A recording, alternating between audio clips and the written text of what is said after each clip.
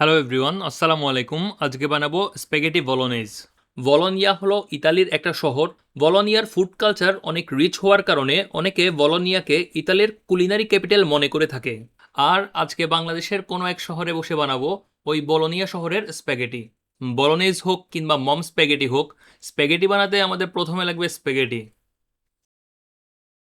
প্রথমেই নিব একটা প্যান আর পরিমাণ মতো পানি, অ্যাড করব লবণ। লবণগুলো মিশিয়ে নিব।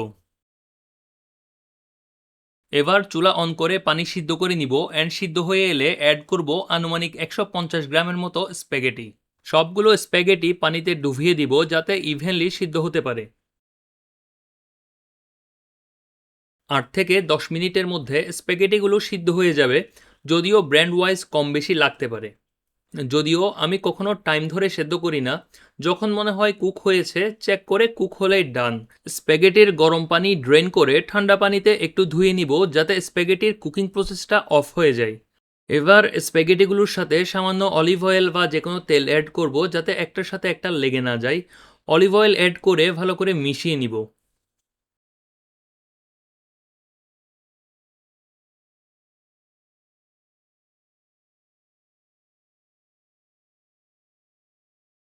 এবার আমাদের বানাতে হবে স্প্যাগেটির সস।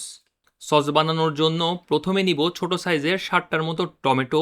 সাইজ বড় হলে 3 থেকে 4টা নিলেও চলবে। প্রত্যেকটা টমেটোর পেছনে প্লাসের মতো করে কেটে নিব। বেশি গভীর করে কাটার দরকার নাই, জাস্ট স্কিনটা কাটলেই হবে যাতে সিদ্ধ করার পর ছিলতে সুবিধা হয়। চুলায় ফুটন্ত গরম পানিতে অ্যাড করে দিব টমেটোগুলো আর সেদ্ধ করব 3 থেকে 5 মিনিটের মতো। গরম পানিতে টমেটোগুলোর স্কিন সামান্য এরকম আলাদা হয়ে আসবে। চুলা থেকে নামিয়ে টমেটোগুলোকে ঠান্ডা পানিতে ধুয়ে নিব। এবার আমাদের কাজ হলো টমেটোগুলোর চামড়াগুলোকে ছিলে আলাদা করে নেওয়া। 3 থেকে 5 মিনিটের মতো সিদ্ধ করলেই আশা করি টমেটোর চামড়াগুলো খুব সহজেই আলাদা হয়ে যাবে। চামড়া ছিলে নেওয়ার পর টমেটোগুলোকে কেটে ভেতরের নাড়ি নক্ষত্রগুলো আলাদা করে ফেলে দিব। ভেতরের বীজগুলো এই রেসিপিতে প্রয়োজনহীন। আপনার রিলেটিভসরা আপনাকে যেই এক্সট্রা জ্ঞান দেয় ঠিক ওই রকমই প্রয়োজনহীন। সো আমরা প্রয়োজনহীন জিনিস কেটে ফেলে দিব। টমেটোর বীজগুলো ফেলে দেওয়ার পর ব্লেন্ডার জারে অ্যাড করব টমেটোগুলো। টমেটোগুলোকে ভালো করে ব্লেন্ড করে নিব। এবার একটা প্যানে অ্যাড করব 2 টেবিল স্পুনের মতো তেল। আর চুলার হিট থাকবে মিডিয়ামে। তেল গরম হলে অ্যাড করব কেটে রাখা ছোট সাইজের 2টা পেঁয়াজ আর কেটে রাখা 3 থেকে 4 কোয়া রসুন। নেড়েচেড়ে একটু ভেজে নিব, বেশি ভাজার দরকার নাই, জাস্ট সফট হওয়া পর্যন্তই।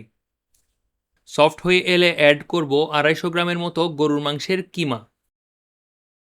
কিমাগুলোকে একটু ছাড়িয়ে নিব যাতে দলা পাকিয়ে না যায়। সব কিছুকে একটু মিশিয়ে নিব। এবার অ্যাড করব 1/3 কাপের মতো কেটে রাখা গাজর। সবকিছু ভালো করে মিশিয়ে রান্না করব 5 থেকে 7 মিনিটের মতো। 5 থেকে 7 মিনিট রান্না করার পর অ্যাড করব 2 tablespoon tomato paste. Blend করে রাখা টমেটো একটু মিক্স করে নিব। এবার অ্যাড করব 1/2 কাপের মতো চিকেন বা বিফ স্টক। 1/2 টেবিল স্পুনের মতো যে কোনো আর্ব। 1/2 টেবিল স্পুনের মতো গোলমরিচের গুঁড়া। 1/2 কাপ লিকুইড দুধ। স্বাদ মতো লবণ। এবার সবকিছু ভালো করে নাড়িয়ে চাড়িয়ে 2-4 মিনিটের মতো রান্না করে নিব। সেদ্ধ হওয়া শুরু করলে ঢাকনা দিয়ে ঢেকে রেখে আরও সেদ্ধ করব 28 থেকে 30 মিনিটের মতো। আমি ঢাকনা ঢেকে 28 মিনিটের মতো সিদ্ধ করেছিলাম। সব পানি শুকিয়ে ফেলার দরকার নাই। আবার মাথায় রাখবেন যাতে নিচে লেগে পুড়ে না যায়। এরকম একটা কনসিস্টেন্সি থাকলেই হবে। এখন আমাদের রান্নার কাজ শেষ। সসটা এখন চুলা থেকে নামিয়ে নিব। একটা প্লেট বা বোলে সার্ভ করার জন্য প্রথমে নিয়ে নিব সেদ্ধ করে রাখা স্প্যাগেটি।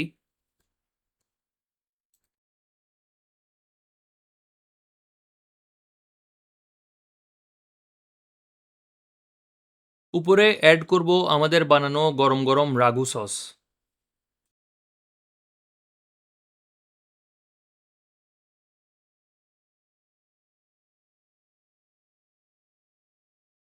তারও উপরে সামান্য চিজ গ্রেট করে দিব। চিজ হাতের কাছে অ্যাভেলেবেল না থাকলে দেওয়ার দরকার আছে বলে মনে করি না। এত অল্প চিজ দেখতেই হয়তো একটু সুন্দর বাড়ায়, কিন্তু টেস্টের সিগনিফিকেন্ট কোনো ইমপ্রুভমেন্ট আনে বলে মনে হয় নাই।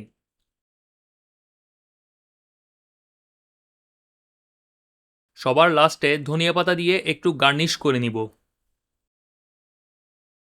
আমাদের রেসিপি ডান। খাওয়ার আগে স্প্যাগেটিগুলোর সাথে সসটা ভালো করে মিশিয়ে নিলেই হবে।